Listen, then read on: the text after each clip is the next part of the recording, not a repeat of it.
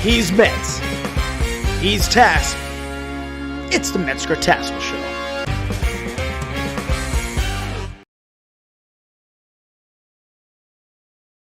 He's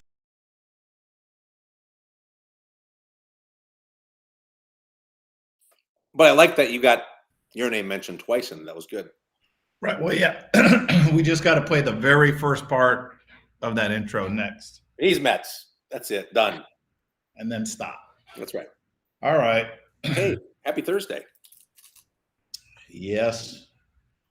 Yeah, I'm going to see Stevie Nicks tonight. Oh, is that right? Stand back. Stand back. Good for you, man. Thank you. That's called filler. That's called filler. Yeah. And that's called. Where's that? Amway? Would you do some yard work or? Is it even in there? Oh yeah, there you go. Is it even in there? Yeah. What were you hitting the square hand target? I was hitting my daughter's pillow. Oh. Yeah, my knuckles are just sensitive since I don't train as much. Yeah, it's the new Makiwara board. It's my daughter's pillow. That would be the Soft Century Wave Master. And, now I remember why you should just wear some gloves, I guess. Yep. Anyway, Did you have a canvas bag back in the day? Yes, I did. The hanging canvas bag, the corner man. Remember that one? Yes. Oh, Yep. yeah. But no, I had the chains. I had the heavy canvas bag. Yep. Good Yeah, stuff. man. I also had carpet, like commercial grade rough carpet. Right over the concrete. No, but I did train in a school for a couple of years with just wood floors, like traditional, Japanese martial arts. Your school didn't have a pad under the carpet, did they? The first two schools did not. As I moved and expanded, the third school, yeah, we put a pad under the carpet, but I used to have that thin, rough carpet, and we would grapple on that too. So your whole elbows and knees and your face, I mean, it would all be carpet burned. I can't even imagine grappling on carpet now. Right. Can't even imagine that. Crazy how everything's evolved, man. It really has, right? Mm-hmm. So, all right. So, hello, Miss Angelieri, Mr. Walls. We're talking about summer. Do you just survive summer and maintain and hope that you don't have a lot of freezes, or do you thrive in summer where summer is one of your most successful times in your martial arts school? I'd be curious to see what some of you say to that. Right. And I've got as everybody is typing in right now. Yeah, it's overloading the servers. Yeah. What reminded me of this is through COVID, right? And you had talked about this. Is your plan just to survive COVID? Because if your plan is just to survive, you may not come out of it. And I don't even remember the percentage of martial arts schools based on merchant accounts that actually closed over COVID and shortly thereafter. But the idea was try to thrive, right? So at least you can survive. And it's interesting. Going to be the best summer ever. Love it. As we get into this time of year and, talking with clients and just hearing the industry, a lot of times people are talking about, well, there's baseball, there's soccer, people are doing their outdoor activities. And, I think everyone has to remember, like, that's not only in your town, it's everywhere, right? And that happens every summer. It's been happening every summer for years and years and years and years. But if we can make it through COVID, we can make it through a summer. And so I think it's important to know nothing's going to have the impact on your school like COVID did. And so I think for those of you that may be a little bit leery about summertime, look, summer's what you make it. We've got a question that you've asked at seminars before. Stand up. Have you ever done a birthday party in your school before, and you have 80-90% of the room stands up, and then how many of you have enrolled students from a birthday party and 50% of the room sits down? Well, how is it that half the room is doing great with birthday parties and as far as enrollments, and the other half of the room's not? I think the same is true with summertime, right? There's some schools that do very well with summer. And I'm not talking specifically about summer camps, because we see a lot of that happen full-time, all day, every day summer camps. And of course, there's a lot of gross revenue when you do those type of things. And I'm not poo-pooing the idea, but I also know how hard and how stressful that was for our team. But certainly summer camp is a way to go. But also there's an opportunity for you guys to be able to enroll a lot of new students in the summertime. And we a lot of times get our heads as owners, as instructors, wrapped around this idea of summer's horrible because you have freezes, you have quits. Well, why is that? If you understand the reason why, it's because routines change and your martial arts students maybe are going for something else, to look for something else to do. But I think you have to also look at the other side of the coin, that there's a lot of other people that may have been doing baseball, soccer, football that are also looking for something else to do. And that's where your opportunity really is to capitalize and get people in your door and get them in for the summertime and give them something fun and exciting to do and try something new for summer. Well, here's the premise, everybody, for those of you that have joined us, for the few of you that have joined us today. If you know summer has been tough in the past, if summer is a tough time, you have a choice. Are you going to just accept that summer is a tough time for your business? Or are you going to be preemptive and do something about it so it's no longer a tough time for your business? So once you understand that, then you say, well, what happens in summer at your business, let's say? Well, a lot of people go on vacation. Retention is rougher in the summer. Our attrition rate goes up. I'm making these up. I don't know what your specific issue is. We don't enroll a lot of students in the summer. Revenue goes down in the summer. Well, whatever the issues are, we can overcome it, right? How do you overcome? Well, I don't get a lot of new students. All right, let's be preemptive, up our marketing, and be a little bit more creative on what we do. Retention is an issue. Well, there's little gimmicks we can do, because then you got to say, well, why is retention an issue? Well, people travel, they go on vacation. That's true. But not all of your students go on vacation at the same exact time. There's a small percentage of people that may be gone at the same time. But the majority of them are still in town. So then you say, well, why does it seem like classes are smaller? And by the way, this is important to understand. Even if classes are smaller because people go on vacation, you have to realize that's going to hurt your retention rate eventually, because these kids or students get out of a habit. They get out of a routine of doing martial arts. When somebody gets a month or two out of martial arts because they're on vacation, they realize, and so if you deal with kids, a lot of parents realize, man, this has been so relaxing. We haven't been having to rush to get him to karate. He's having fun. And so it can hurt you down the line if it doesn't hurt you right in summer. So what do we do to fix retention? Well, we could have summer treat days once a week, every week for 8 weeks in the summer. We're at the end of class on Wednesdays and Thursdays. We just pick 2 days, by the way. Don't try to do it 5 days a week, but Wednesday and Thursdays after classes, you're leaving, you get a snow cone. You get an ice cream. Maybe we'll have an ice cream truck in week 2. We have cotton candy machine in week 3. We just do different things over the summer, because if those kids are not on vacation, and if they're swimming in the pool, if they're with their friends, every Wednesday and Thursday in the summer is a buddy day. You can bring a friend with you every Wednesday, Thursday, and every Wednesday and Thursday is our summer treat week, where you're going to get something at the end of class.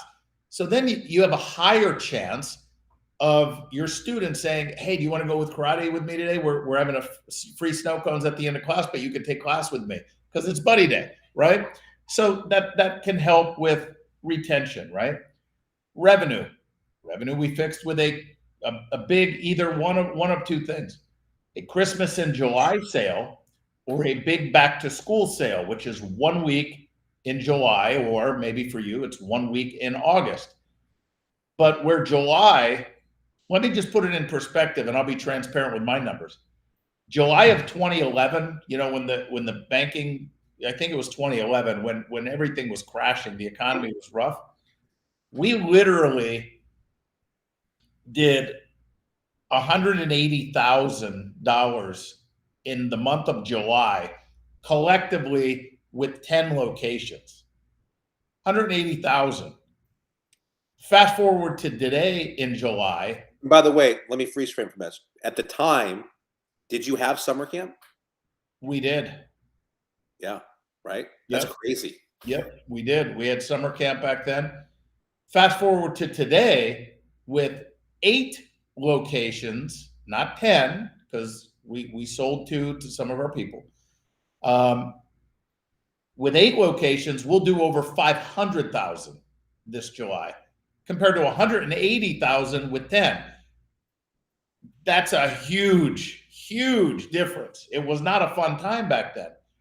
But July went from our worst month of the year, even in normal times, our worst month, to our second best month of the year, because we recognize this is a problem. What can we do to overcome that? And we overcame it with a back to school sale. And you got to know the details of that. That's a whole seminar, but a Christmas in July or a back to school sale will help that. So you got to recognize the issues. Now today, like Shane's just said, we do not have a summer camp. We don't do summer camps like we did back then in 2011, where we had the vans. People were paying per week to come and do field trip from 7:30 to 6 o'clock. We're doing that without any of that, right? So keep that in mind. So you got to identify. And by the way, guys, we're here to help you. While we're talking, put in some of your issues that you come across in the summertime, and we'll give you some tips on how to overcome that. Go ahead, Tom. Absolutely. I'm curious to see what those are. I mean, I think I have a pretty good idea of what they are, but I'm curious to see what you guys do specifically, or what are your challenges specifically for your school. But we started the conversation about having the carpet over a cement. Basically, that was what we had, a carpet over cement slab. And then when I opened my first school, so that's how I trained. When I opened my first school, guess what? I had carpet essentially over a cement slab. Well, it's interesting because when I would give tours, right, an intro, and I'd show people the school, one of the things, because at the time there wasn't as high end of mats as there are today, there were the foam mats, and they kind of would sink in the foam just a little bit back in the day. So when people would come in and say, one of the great things about our martial arts school is, this is what I would say, is we have a hard surface that we train on. And the reason why is 2 reasons. Number one, that's going to provide really for more real world experience. And number 2, we don't take the chance of anyone ever blowing out a knee or twisting their knees, because a lot of those foam floors are actually very soft. And I saw it happen several different times, right? But I just flipped the script and I made it a positive as opposed to a negative, right? And I think it's that type of thinking that you have to look at. Okay, there's always pros and cons to both things, right? To everything. So how can you take and flip the script? You haven't watched Scandal yet, have you? No. Did I say about Scandal? So if there's any Scandal fans on, it's a Netflix. Well, I think it was a Netflix series. Maybe it's Amazon now. But started watching that, and there's this gal, Olivia Pope, and she was a former attorney for the White House, and she's off on her own, but she's like the bomb, and she is known as the fixer. And basically what happens when there's a problem, she's the one who goes in and fixes the problem, right? But what happens every time is she just completely changes the narrative and takes over the control of the narrative and what's being talked about and what's being said. And that's what we have to do within our own heads, first of all, because a lot of times that narrative in our own head is just thinking about, man, this is going to be a tough time. Summer's going to be tough. We don't enroll people. So the first place you have to change the narrative is in your own head, and then be able to change the narrative for everybody else. And why is summer such a great time to start their child in martial arts? So it's all perspective, right? Well, question for Mr. Walls. We have a hard time getting folks to sign up for events in order to plan or have the event. And Mr. Walls, is this an all year round thing, or is this just a summer thing? And, if it's just a summer thing and you fill up your events during the year, well, then I'd have to know more info. But if you're good at getting people to sign up and have events, it shouldn't change really in the summer, except maybe some of your students are not as, your active count is not as high. But if you're having a hard time the whole time, I could just tell you what it is. It's what Shane just said. Well, it's the 4 steps of selling, everybody. The reason, what are we doing? Why are we doing it? I got to now sell it. He was selling his concrete floor, right? We have to have a call to action. And when you're doing an event or something, you have to, in the beginning, especially in the beginning, to set the culture in your school, you got to lower.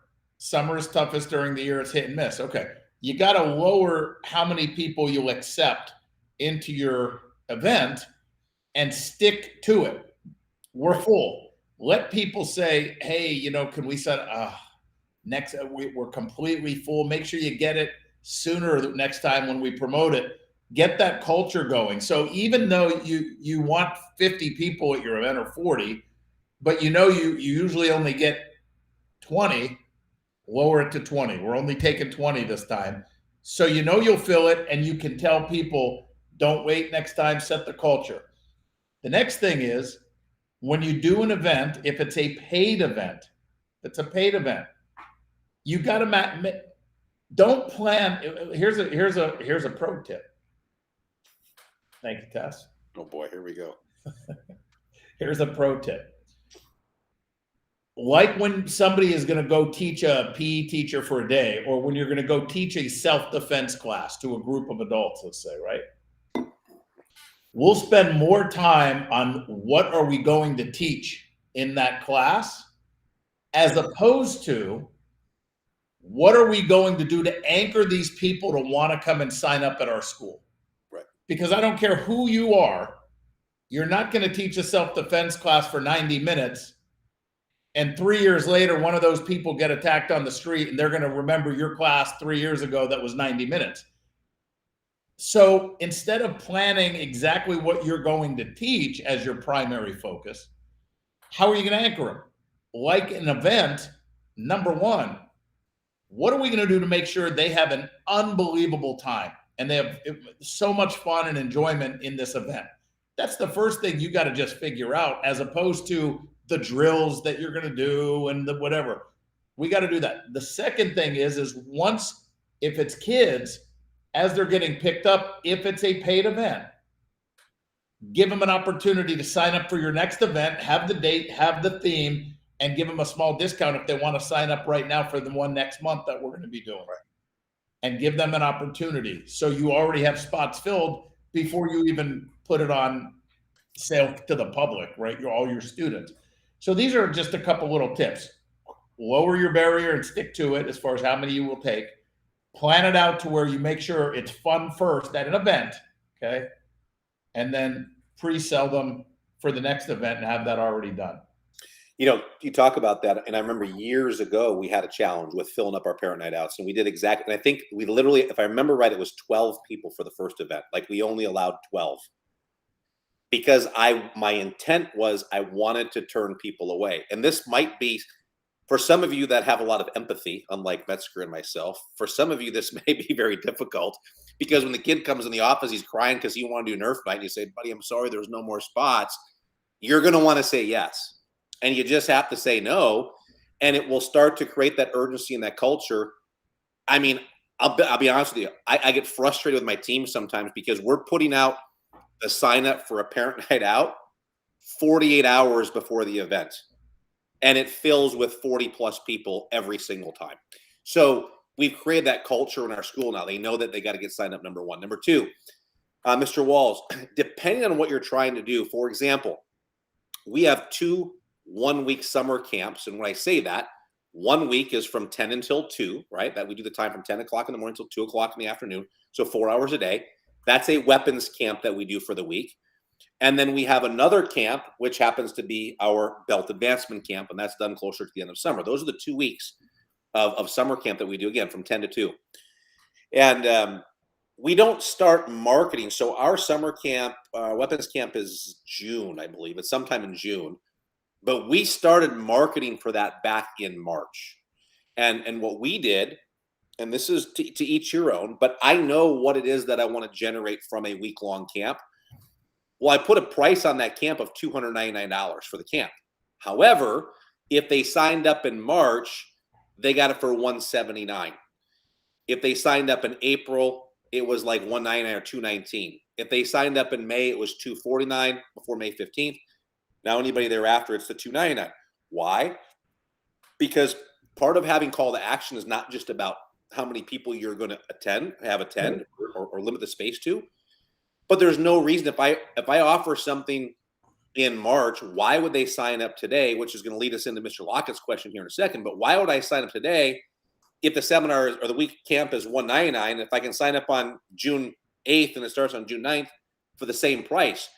The only reason you couldn't do that is because your camp filled up. So by having a kind of a layered call to action, if you will, the number of participants, and also a big discount on a registration, knowing that I really only want to get $199 for this 1 week camp anyways. So let me just fluff it a little bit and then give people early registration discounts as they go along. And that's something that has worked well as before us, too, is making sure that your marketing is happening before summer starts, because it's very difficult to try and do some of these things in summer. Now, Mr. Lockett has a question. What's the incentive for a renewal to avoid them wanting to do it in August? And again, I always pull this out of the martial arts world and say, okay, let's just pretend that you go to the gym down the road, right? You work out at the gym down the road, and you're on a 12-month contract with the gym, and you're 9 months into your 12-month contract, and the fitness trainer comes on the floor and says, hey, how you enjoying your workouts? Oh, they're good, man. I'm enjoying them. Things are good. Well, look, since you're loving it, do you want to renew now? And I'm like, well, no, I'll just wait until I expire and then I'll renew, because there's no incentive for me. So the concept is you need to have an incentive for them to do it now, right? And again, if you back up a step, there's progress checks that we need to do where we take their temperature. Are we getting a yellow or red light, or are we getting a green light, so we know how to move forward to the conversation? But if you're trying to get people renewed early, you have to give them an incentive. Well, what incentive should you use? Whatever one you think you want to use. But we've done things like a $100 Pro Shop gift card if they do it now versus when they have to renew. They would still do their down payment today, and their first payment won't kick in until after their existing program expires. We've done a free uniform because maybe their uniform is getting torn or tattered, or it's just they've outgrown it or whatever it is, or they just need a fresh, clean uniform. And you can do anything in between. I mean, it's whatever you want, but there has to be incentive. So if I was at the gym and they said, hey, Shane, by the way, if you renew now, we're going to give you $50 to the smoothie bar. I'd be like, well, I'm going to renew anyways. Yeah, I'll renew now because I want to get the $50 gift card to the smoothie bar. So create an incentive for them to get them to take action now versus waiting until later. Right. That's the task there. But you have to, as he said, you have to have a system. And our system is 90 days prior to anybody expiring, we do a progress check appointment, not a renewal appointment. Like he said, how are you enjoying the program? I know when you first enrolled, you were looking for self-defense or fitness or confidence or stress relief, or if it's a child, discipline, respect, focus, whatever it is. How is he doing? How are you doing? Are you seeing how it's working and helping? And it's called rapport here, right? Then you say, well, look, like he said, since you're liking the program, you're seeing the results, you're having a great time, you've been consistent, you're doing a great job. I don't know if you know, but we always have an incentive for any students that want to renew. I don't know if you know, but your program's expiring in the next 90 days or so. If you want to renew now, this is what we'll do, meaning whatever it is. Maybe you don't want to spend money. We're doing a free 1-hour private lesson that you can use anytime over the next 12 months. Or we're throwing in a free uniform if you want to get, renewed now, just so it's done. Or a $50, $100 gift card to the Pro Shop, which would only cost you basically half that in wholesale dollars. So that's your incentive, but you can't go for that until you hear that everything is well. Here's another nugget for you guys. Don't specifically say, for example, hey, I don't know if you know, but your program's expiring in July 15th. Because when you say that, I got a wedding. I have a wedding in July. Right. And then we're going to be gone for that week camping. That's what starts happening. Right. They're going to associate, July is a busy month for us. We'll travel with it. When we're done, once we're back from vacation, we'll renew then. So I say, I don't know if you're aware, but your program's expiring in the next 60 to 90 days, 60 days or so, 90 days or so. And if you want to renew now, nothing will change. You know, currently you're blank. We can lock you in at the price, whatever. It's a narrative there, but understand the concept. That's going to help you tremendously. The other thing I can tell you for summer, thriving through summer, is get all renewals and upgrades done now, right now. Don't do it in June, July, or August. It's going to be more difficult. Right. You know this because people will travel. People are out of routine. They're in camp all day. Kids are cranky. They're tired. They've been going all day in the heat potentially. Get it done now, but you have to know how to do that through progress checks and everything else. You know, when I was on the floor teaching, as we start to hit this time of year, so, you know, Wisconsin, you know, we get about 90 days of summer and that's about it, right? I'm being a little, you know, facetious when I say that, but this is the time of year that I would start having conversations with parents, say, parents, listen, and I would make sure I have their attention. I can't tell you how many instructors I watch that just start talking at the parents and not to them, and they don't have their attention. So I might say, hey, parents, can I have your attention? And this is what you're going to see. And I'll say it again, parents, can I have your attention? I'm like, oh, and they look up. Thank you, parents. Hey, listen, you know, I know you guys are all excited. The kids are out of school or they're getting out of school soon. I hope you guys have an amazing summer. We have an amazing summer planned for you here at the Martial Arts School. We're going to be doing X, Y, and Z. And also, just want to give you guys a little heads up. This is the time of year where kids are going to be outside. They're going to be playing. They might be in the pool. They're outside running around. And you're going to say, hey, it's time for karate. And you're going to put them in the air-conditioned car. And you're going to drive here. And they're going to start to doze off and be tired. And you're going to have to wake them up from their little nap that they're taking. And they're going to start to cry because they don't want to come to class. Let me help you so you don't set yourself up for failure.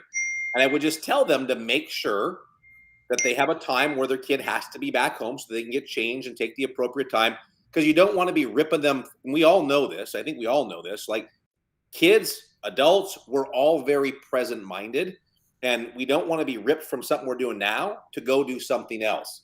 And summertime, the kids, not like the kids being ripped out of elementary school during the year and going to martial art class, what they love. Summer, they're outside, they're doing other things that they love. So you need to make sure the parents, an hour before classes start, say, hey, I need you to come in. I need you to get your bedroom clean. And maybe they start giving them a chore or task to do so that when they do want to say it's time for martial arts, they're happy to want to go, as opposed to quickly getting out of the pool, drying off, and then getting in the car and getting the uniform on and then falling asleep because now they're going from the hot weather to the air-conditioned weather, right? So I would give tips like that. That's something you can do in your emails, your Facebook group. You can do announcements in class, whatever you want to do. But get ahead of it, right? Get ahead of what you know is already going to happen and have the conversation. And, you know, these are things where we'll say, you know, parents, when they come to us and they want to enroll, as an example, right?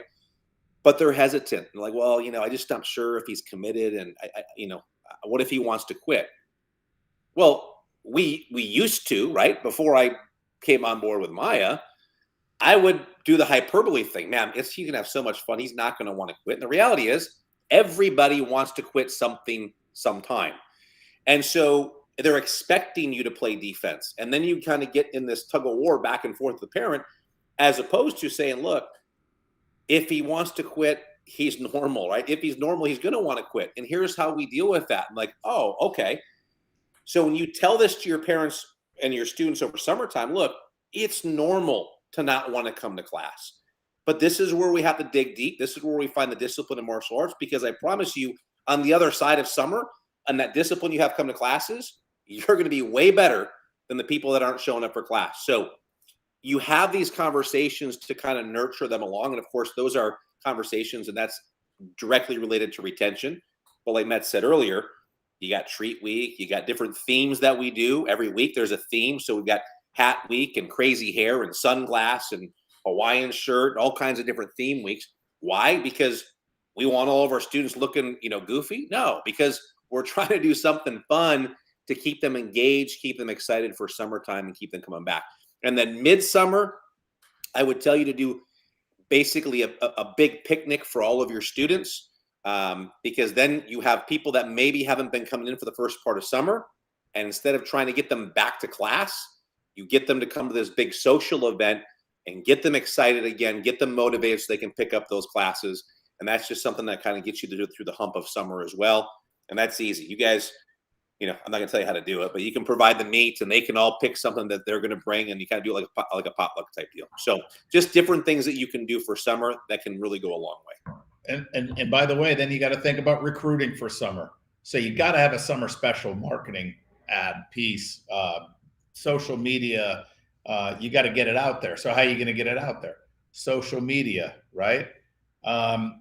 Buddy days, like I told you. See, when we teach something in Maya, we don't take bits and pieces and scatter it around. Everything ties in. So if you're doing the Wednesday and Thursday treat week for 8 weeks, those are buddy days. So you're going to get leads coming in the door, right? You're going to get them kids more apt to want to come to the school because it's different. I want a snow cone, cotton candy. We hype it up, we pump it up. You can train with your friend, but you got to market too. So knowing that we need to market, so now what I want to do is I want to find out what other summer camps are there going on in the area. Can I go and teach a free martial arts class to a summer camp, invite them all back to a mass enrollment or a mass intro on a Saturday, like a free summer safety seminar where they get to break a board and have pizza? I got to figure out how I'm going to get into my community over the summer. If you're running summer camps and you're tied up, that makes it more difficult, right? And this is one of the reasons why we wanted to get away from summer camps, because we felt if we just focus on nighttime, we can do better, right? Without the headaches of summer camp for us. So we're out in the community, we're doing that. Every lead that you have, pay attention to this one now. Every lead that came in from January to June, this is where you call them up and say, look, I know you inquired a couple months back about Billy and things were busy at the time, or for whatever reason you weren't ready to enroll. But what's his plans for the summer? The reason I'm calling is I wanted to tell you about our summer special. It'll give him a great opportunity to do something fun in the summer, exciting, keep them active, keep them learning. We only have 20 spots we can take because we can't overcrowd the classes. Would you like to take advantage of it? It's 8 weeks for just $149, right? So I'm going to get all my leads to try to come back in just as a summer activity. But then we have a system in place. When they come in on a trial, we do a progress check 3 weeks into it, where we'll then want to convert them. Any students that you had that quit prior to summer, Johnny, how you doing, buddy? We wanted to check in with you. We miss you here, man. How's everything? What do you got planned this summer? Listen, how would you like to take part in our Black Belt Club this summer? Maybe he wasn't in Black Belt Club. We have some spots. It's a summer special. By the way, it'd be great to have him back in class, try out the weapons program, give him something fun to do. Plus, we'd love to see him. Would he like to come back? So we're calling all the students that quit.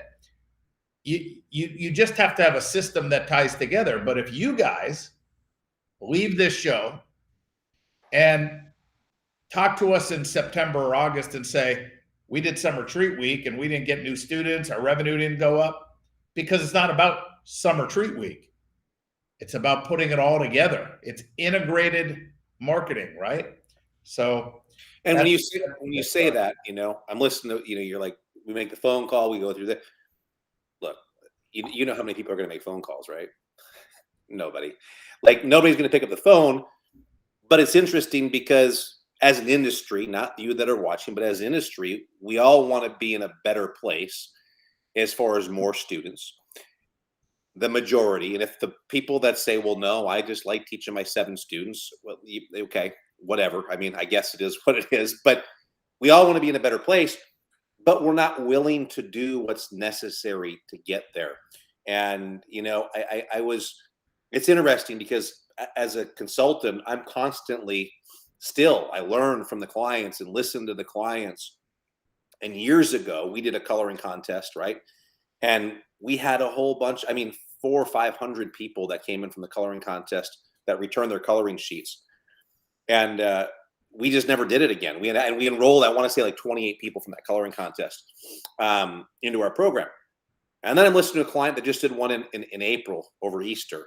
And they had 500 and some people, and they got a hold of 300 or something. They booked 170 something appointments. 80 some people show up. They signed 63 new students in their school. This is not a mega school. This is a small school, 150 to 200 students that enrolled 63 students in 1 month. So this isn't about the coloring sheet, but what it is it's about, it gave me the motivation to be like, why are we waiting? Why are we waiting and saying, oh, you know what? This year we're at 250 active. It'd sure be nice to be at 300 by the end of the year. Well, why is it taking us 12 months to get there? We just had a client that enrolled 63 students in 1 month. So why are we taking so long? Because in our heads, sometimes we're programmed to think like, well, there's attrition. We naturally lose people. I only enroll like 4 people or 6 people, whatever it is per month. And we start to justify it's normal, it's natural for us to do that. But that motivated me so much that's where this summer special deal came from. Right. Where I'm like, I'm done playing small on the summer special. We're going to go all in. And we are now in, 10 elementary schools that are passing their flyers out for us. And that's just one level of marketing. By the way, Tass, how many flyers is that, would you guess? The average school is 500. I mean, there's some that are 6, some that are 3. So 500, so 5,000 flyers directly to my market. Not just 5,000 flyers in a neighborhood that I don't know who's going to apply to. Right. But people that are in our market. In your market, kids, in your community, in your area. Correct. They're all going to get the summer special. Correct. So it's this mindset, and for some of you guys may follow Grant Cardone. He's known for 10x. Like, start 10x in what you're doing. If you're making 5,000 a month, why aren't you making 50,000 a month? If you're doing 50,000 a month, why aren't you doing 250 a month? Right. The whole concept of getting to that next level, and the same thing. He has this concept of when you set a goal, too many people start to lower the goal as opposed to increase the activity to hit the goal. And that's what I would suggest. So whatever your plans are, not just in summer or for summer specials, but anytime throughout the course of the year, plans being your goals. And if you're not setting goals, you should, because you have a way higher chance of hitting your goal just simply by writing it down. I remember having a whole goal sheet and goal statement. And I look back and I looked at, and I was amazed at in 1 year about how 80% of those things actually just came to fruition. It's actually pretty amazing. There's a company, I think, that they'll send your top 100 goals, and a year later they'll send you your sheet back, and you can kind of go back and check off which ones you did. And it's pretty amazing. It's the power of writing down the number of the goal. But whatever you decide, whether it's number of summer specials or whether it's, during the course of the year, how many enrollments you're going to have per month, whatever it is, set the goal. And then what can you do for activity to hit that goal? Because here, I'll use summer special as an example, because we talk about it so much, and you could have a low price point. And some people are going to call up whoever they're using for social media, GrowPro or whoever it is, and they're going to say, hey, look, we need to increase our ad spend to X dollars this month. Okay, thanks. Yep, we're doing the summer special. Yeah, we put $2,000 behind it. And that's what they think, like they're doing their job. Well, that's a call and that's money. But there's so many other things and so many more layers deep that you can go to get the summer special out. Social media is only one area, but there's all these other things. So always ask yourself, what else could I be doing? What else could I, be getting involved in? How else could I get this out there? Could I put together on a Saturday where I get my students together? Hey, anyone that wants to show up, we're passing out flyers in the neighborhood. We're doing it for 3 hours. Then I'm taking everyone out for pizza after we're done.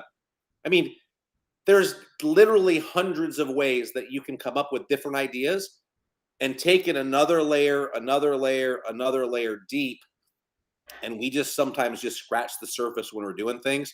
And I think if we just go deeper on some of the ideas that we're trying to execute and really take a deep dive, you would see the results would be exponential in your schools.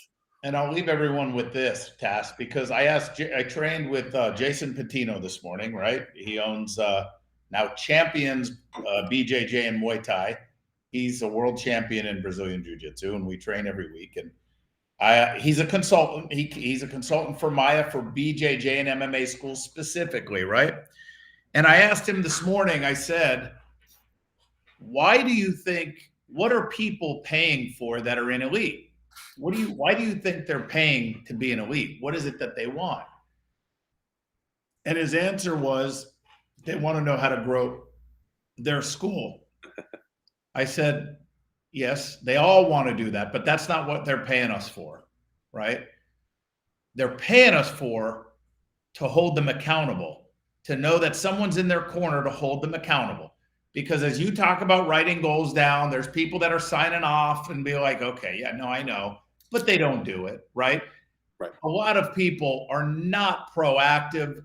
They always put things off. They're not executing as quickly and as efficiently as they should be.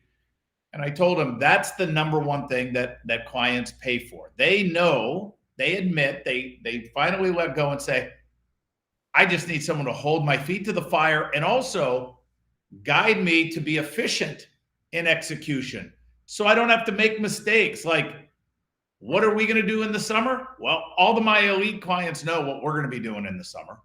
I will tell you that all of my elite clients that have been with us for at least 24 months, they already know July is going to be huge for them revenue wise. They already know that, right? There are systems in place that are just predictable. When you have the systems in place, it's predictable. The outcomes are predictable, right? But it's about that execution. And the point was here, Tass, the point was, I said, hey, reach out, text all your clients, right? Just in between their scheduled calls. How are you guys doing? How's the month going to end? Remember, you need a kick in the butt. If you need anything, you call me, you text me. We don't have to wait for our scheduled call. They just want to know there's a guardian angel over them that's going to guide them, that is there for them anytime they need it. And Chris Rodriguez put out a thing. She sent it to me from last year. She put it out about availability is your biggest asset. You may not be the smartest. You may not be the best instructor. But be available to your clients, to your students, to your customers, to your staff, to your teams. Be available. Let all of your customers know you are there for them. When they need you, you're there for them, right? And that's what we are in Maya. And first and foremost, I think that's what people are really paying for. And how do I know that? Because why do we have people that have been in Maya Elite for over 15 years?